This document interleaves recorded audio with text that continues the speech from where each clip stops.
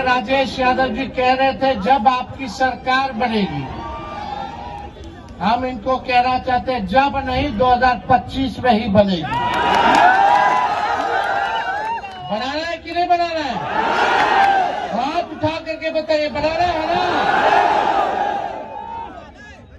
आप सब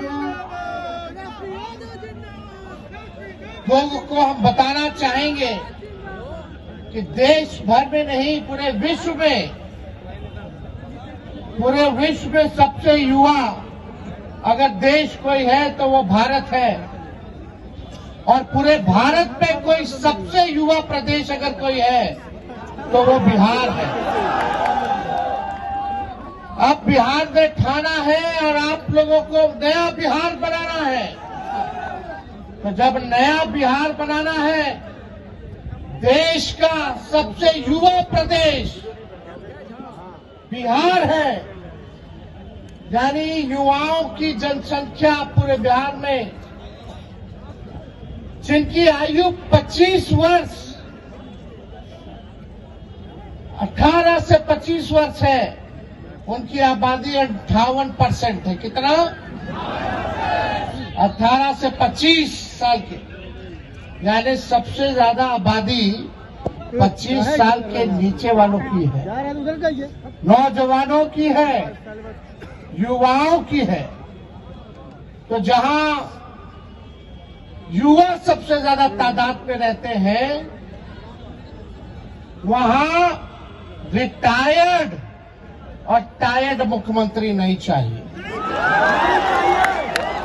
बोलो 75 साल का मुख्यमंत्री चाहिए क्या? अब हम तो कुछ कहना नहीं चाहते, लेकिन हमारे मुख्यमंत्री जी अभिभावक के सम्मान करते हैं, लेकिन ये पूरा सरकार जो है बीमार हो चुका है, और ये सरकार और थोड़े दिन रह लेगी तो पूरा बिहार को बीमार कर देगी। आदरणीय नीतीश कुमार जी से अगर कोई पूछे कि अपने मंत्रियों का नामे बता दीजिए, कौन कौन विभाग के कौन कौन मंत्री है, तो नहीं जानते होंगे।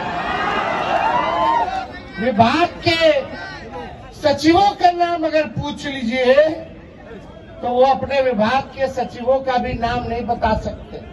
वो तो छोड़िए, अपने उप मुख्यमंत्री का दो गो है, दो है ना, एगो फाउल माउथ है, एगो लाउड माउथ है। कल जम करके हम लोग क्लास लगाए, तो दोनों उप मुख्यमंत्री सदन में झूठ बोल रहा था।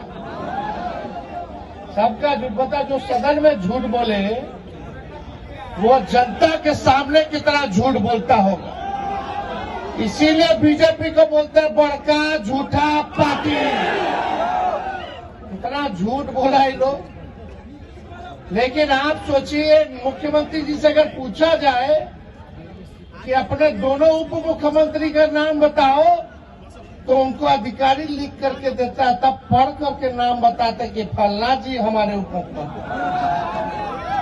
तो मेरा कहने का मतलब है 15 से 29 साल की आयु वर्ग में लगभग 31.9% युवा शिक्षा, रोजगार या प्रशिक्षण में शामिल नहीं है, और इस श्रेणी में महिलाओं की स्थिति और भी चिंताजनक है। लगभग 57% महिलाएं इन गतिविधियों से वंचित है। आप समझ रही कि 29 साल के जो नौजवान हैं, उनको कोई काम नहीं है, कोई प्रशिक्षण नहीं है, कोई रोजगार नहीं है, कोई नौकरी नहीं है, वंचित है लगभग 32% लोग, और उसमें से महिलाओं की स्थिति और चिंताजनक है। लगभग उनमें से जो महिलाएं हैं 57% वंचित है शिक्षा से, रोजगार से, नौकरी से। क्या स्थिति बनी हुई है पूरे बिहार में? नीति आयोग का रिपोर्ट देखो तो बिहार सबसे गरीब प्रदेश है। प्रति व्यक्ति आय, प्रति व्यक्ति निवेश में बिहार सबसे पीछे है। बेरोजगारी में गरीबी में नंबर 1 है। ये गैस सिलेंडर, गैस की कीमतें 1200 रुपए मोदी जी नीतीश जी ने कर दिया। उस 1200 को हम लोग 500 करने का काम करेंगे, 500 रुपए करने का काम करेंगे। और हम इस मंच से अभी इन्होंने प्रस्ताव दिया राजेश यादव जी ने कि युवा आयोग का गठन होना चाहिए। हमारी सरकार बनेगी तो 1 महीने के अंदर हम लोग कैबिनेट का डिसीजन लेकर के युवा आयोग का गठन कराने का काम करेंगे। और यही नहीं, आज सबसे बड़ी घोषणा इस नौजवानों के बीच हम करना चाहते हैं, इस युवा चौपाल में करना चाहते हैं। बहुत नौजवानों की मांग है डोमिसाइल लागू होनी चाहिए। लागू होनी चाहिए कि नहीं होनी चाहिए? कई जगह झारखंड में भी 100% स्थानीय नीति हो, डोमिसाइल हो, लागू किया गया था, लेकिन एक तकनीकी कारण की वजह से वह लागू नहीं हो पाया, कोर्ट कचहरी में रुक गया था। लेकिन हमने बड़े बड़े विद्वानों से बात किया, बड़े बड़े कानून के जानकारों से बात किया, और तब हम लोग निर्णय ले रहे हैं कि बिहार में हम लोग स्थानीय नीति को लागू करेंगे। 100% डोमिसाइल को लागू करेंगे। होगा कि नहीं होगा? करना है ना? सब लोग साथ दीजिएगा ना? तो डोमिसाइल हम लागू करके दिखाएंगे। और यही नहीं, एक और नौजवानों के लिए घोषणा करते हैं कि जितने नौजवानों को हम लोग लाखों में रोजगार और नौकरी देंगे, आप लोग जब अभ्यर्थी बनोगे तो फॉर्म लेना पड़ता है। इस सरकार ने फॉर्म की कीमतें बढ़ा दी। हमारी सरकार बनेगी तो फॉर्म का पैसा नहीं देना होगा। और यही नहीं, आने और जाने का किराया भी सरकार देगी। मिलना चाहिए कि नहीं मिलना चाहिए? डोमिसाइल लागू होना चाहिए कि नहीं होना चाहिए? फॉर्म का फीस माफ होना चाहिए कि नहीं होना चाहिए? आने जाने का किराया माफ होना चाहिए कि नहीं होना चाहिए? और 17 महीनों में हम लोगों ने एक भी पेपर लीक नहीं होने दिया। 5 लाख लोगों को सरकारी नौकरी दिया ना? 3.5 लाख नौकरी प्रक्रियाधीन कराए।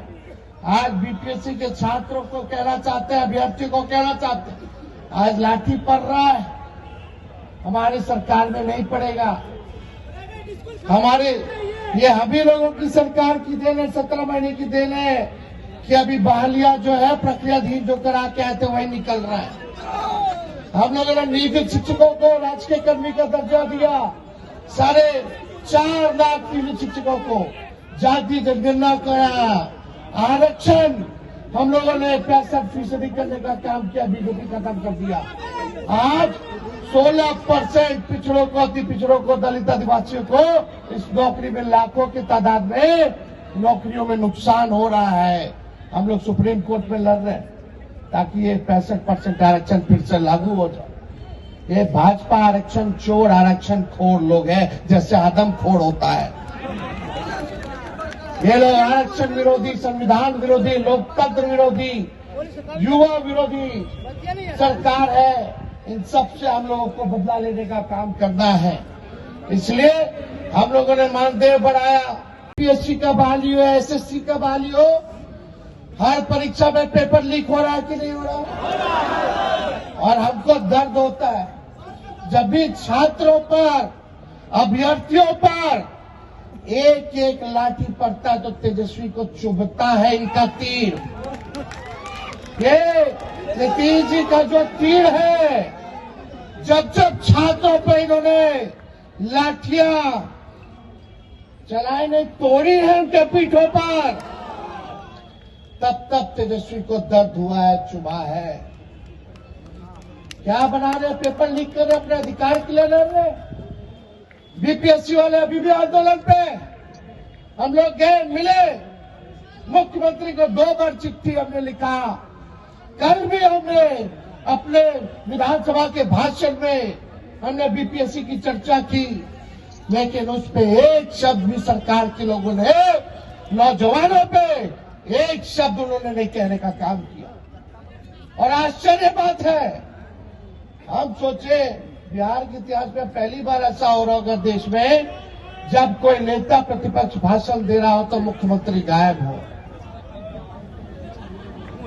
वो गायब काहे थे? क्यों नहीं आए आप सामने मुख्यमंत्री जी?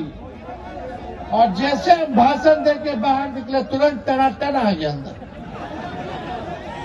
अरे भाई, उनको अधिकारी लोग और कुछ बीजेपी का कुछ जो उनके पार्टी में मानसिकता वाला नेता लोग पकड़ के बैठाया हुआ था, मत जाइए। अब तो केवल मुखौटा है, रिमोट कंट्रोल कहीं और है नीतीश कुमार जी का। तो आप समझ जाइए क्या स्थिति बनी हुई है। कोई जवाब नहीं। हमने बोला बीपीएससी के छात्रों को न्याय मिलना चाहिए, और हम इस मंच से भी कहना चाहते हैं, उन छात्रों के साथ खड़े हैं, उन अभ्यर्थियों के साथ खड़े हैं। हम लोगों ने सदन में भी आवाज उठाया, कल भी हमने सरकार के सामने हमने बात को रखी है।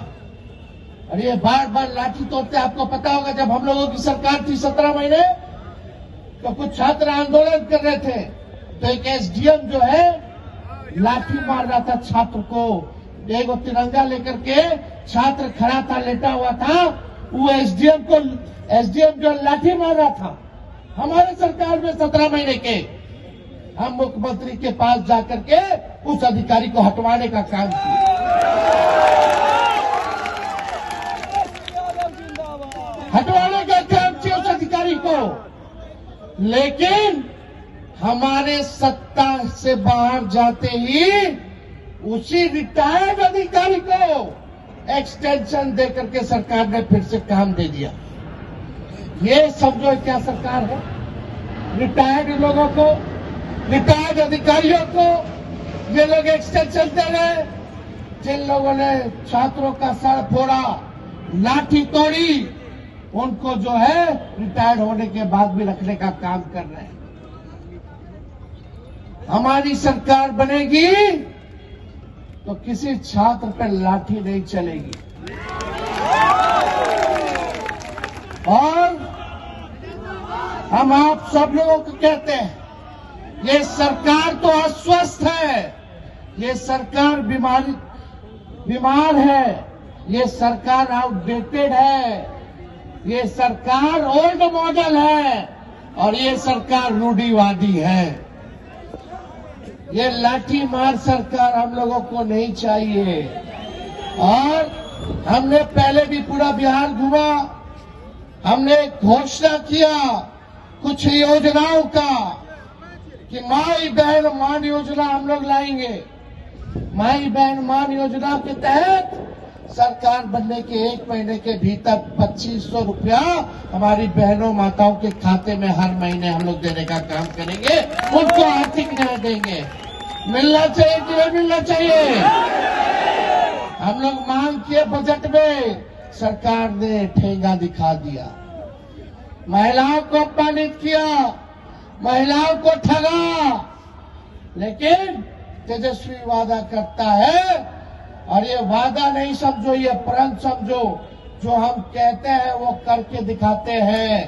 भले ही तेजस्वी का उम्र कच्ची हो, लेकिन जुबान कच्ची नहीं है।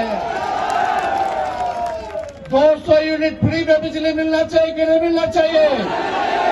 स्मार्ट मीटर से लोग परेशान है कि नहीं है? तो हमारी सरकार आएगी तो 200 यूनिट फ्री में बिजली देंगे। और यही नहीं, वृद्धा पेंशन, दिव्यांगों का पेंशन, बुजुर्गों का, विधवाओं का पेंशन, बगल के राज्यों में 1000 रुपए, अब बिहार में कब से है 400 रुपए। इस महंगाई के दौर में 400 क्या होगा? तो हमने ऐलान किया दिव्यांगों के लिए, विधवाओं के लिए और वृद्धों के लिए 1500 रुपया, 400 से बढ़ाकर 1500 रुपया हम लोग करने का काम करें। होना चाहिए कि नहीं होना चाहिए? ये गैस सिलेंडर, गैस की कीमतें 1200 रुपए मोदी जी नीतीश जी ने कर दिया। उस 1200 को हम लोग 500 करने का काम करेंगे, 500 रुपए करने का काम करेंगे। और हम इस मंच से अभी इन्होंने प्रस्ताव दिया राजेश यादव जी ने कि युवा आयोग का गठन होना चाहिए। हमारी सरकार बनेगी तो 1 महीने के अंदर हम लोग कैबिनेट का डिसीजन लेकर के युवा आयोग का गठन कराने का काम करेंगे।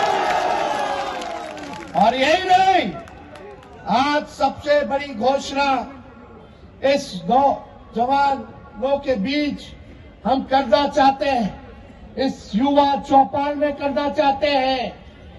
बहुत नौजवानों की मांग है डोमिसाइल लागू होनी चाहिए। लागू होनी चाहिए कि नहीं होनी चाहिए? गरीबी में नंबर 1 है, पलायन में नंबर 1 है, और किसानों के आय में बिहार जो है सबसे फिसड्डी है। किसानों का आय नहीं हो रहा, महंगाई की मारामारी है, सब लोग जो है परेशान है इस मौजूदा सरकार से। थाना चले जाइए, ब्लॉक चले जाइए, तो केवल बिना घूस दिए हुए कोई काम नहीं होता, होता है काम। तो आप सोचिए, एक और आंकड़ा हम आप लोगों से पेश करना चाहते हैं। 18 से 23 वर्ग के युवाओं के लिए बिहार में प्रति 1 लाख आबादी पर केवल 7 कॉलेज है। समझ जाओ, 18 से 23 साल के जो वर्ग है युवा के, प्रति लाख आबादी पर केवल 7 कॉलेज है। बताओ कहां जाएगा पढ़ने, कहां लिखने जाएगा? सब काम के लिए बाहर जा रहा है, पलायन कर रहा है। पढ़ाई के लिए लोग जो है नौजवान बाहर जा रहे हैं। नीतीश कुमार जी ने बिहार में इनको 20 साल दिया। नीतीश कुमार जी ने बिहार में 2 पीढ़ियों को बर्बाद करने का काम किया है, और इनको एक और मौका मिल जाएगा तो तीसरी पीढ़ी भी बर्बादी करने का काम करेगी। 534 प्रखंड है पूरे बिहार में, 534 प्रखंड है बिहार में। उनमें से लगभग 400 प्रखंडों में डिग्री कॉलेज नहीं। बताओ है? 400 प्रखंडों में डिग्री कॉलेज नहीं है। और सबसे आश्चर्य करने वाला जो हमारे पास आंकड़ा है, जो गांव है, ग्रामीण में जो गांव में लोग रहते हैं, 83% नौजवान गांव के बेरोजगार। कितना? क्या सोच लीजिए, 83% जो लोग हैं गांव के हाथ में, वो लोग बेरोजगार हैं। अब हम आपसे पूछना चाहते हैं, ऐसी सरकार चाहिए जो युवा विरोधी हो? चाहिए क्या? हमारे मुख्यमंत्री जी को क्या चाहिए? तेजस्वी सरकार। वो क्या किए हैं? एक लाइन फिट बैठता है मुख्यमंत्री पर। कल हम बोले थे, सब जाए भाड़ में, सब जाए भाड़ में, अपन कुर्सी के जुगाड़ में। अपने कुर्सी के मोह में इन्होंने आपके भविष्य के साथ, नौजवानों के भविष्य के साथ खिलवाड़ करने का काम किया। अब समय आया है कि आप सब लोगों को, पूरे युवाओं को, चाहे हर जात के हो, कोई धर्म के हो, सब लोगों को एक होना होगा अपने अधिकार को पाने के लिए। नौकरी चाहिए, रोजगार चाहिए तो सत्ता परिवर्तन करना होगा। क्वालिटी ऑफ एजुकेशन चाहिए, गुणवत्ता शिक्षा चाहिए तो सरकार बदलना पड़ेगा। और हम बता दें, बिहार का भविष्य लिखना है, और जो कलम उस बिहार का भविष्य जो लिखेगा उस कलम का नाम युवा है। और आप सब लोग जानते हैं, जब जब युवाओं ने अंगड़ाई ली है तब तब सत्ता डोला है। अब हमको निकम्मी सरकार नहीं चाहिए। आप देखिएगा रिटायरमेंट का उम्र क्या होता है, 60 साल। तो हमको 75 साल का मुख्यमंत्री चाहिए। बताइए 75 साल का मुख्यमंत्री चाहिए? बताइए 25 साल वालों, जो 25 साल के हैं, पूरे देश भर में, पूरे बिहार में उन 25 साल के आबादी वाले कितने लोग हैं? 58% है कि नहीं? और उनका लेते तो 20 साल से। अरे कोई गाड़ी भी अगर खरीदिएगा आप, नया गाड़ी, अब 15 साल पुराना हो जाता है तो खटारा हो जाता है कि नहीं हो जाता? सरकार अनुमति देती है चलाने के लिए? क्यों नहीं देती है? क्योंकि प्रदूषण देता है, धुआं छोड़ता है, खटारा हो जाता है, मेंटेनेंस करना पड़ता है। और एक ही ब्रांड का एक ही बीज एक ही खेत में जोतिएगा 20 साल तक, तो जमीन भी बर्बाद कर देगा, फसल भी बर्बाद कर देगा। इसलिए अब समय आया है, खटारा गाड़ी नहीं, नया गाड़ी में तेज रफ्तार से बिहार को आगे लेके चलना है। और अब खेतों में नया ब्रांड का नया बीज रोपना है, ताकि फसल भी अच्छी हो और आने वाले नस्लों का भविष्य भी बेहतर हो। तो आप देखिएगा कि मुख्यमंत्री तो टायर्ड है, अब योग नहीं रह गए बिहार चलाने में, इनके अधिकारी भी रिटायर्ड हो गए, फिर भी इनको जो है एक्सटेंशन दे दे करके जो है अधिकारी जो है उनको अधिकारियों का एक्सटेंशन मिल रहा है। और आप बताओ बिहार में कितने नौजवान हैं जिनका नौकरी का उम्र खत्म हो गया? नौजवान को नौकरी नहीं, और जो रिटायर हो गया उसको नौकरी पे रख रहे हैं। ऐसे बिहार नहीं चलेगा। नौजवानों को नौकरी मिलना चाहिए, रिटायर्ड लोग को नौकरी नहीं मिलना चाहिए। नया बिहार बनाना है। और आप लोग सब लोग जानते हैं ये रिटायर्ड अधिकारी बिहार को ये लोग बर्बाद करने का काम कर रहे हैं। आप देखिएगा, चाहे रेलवे का बहाली हो, आर्मी का बहाली हो, बीपीएससी का बहाली हो, एसएससी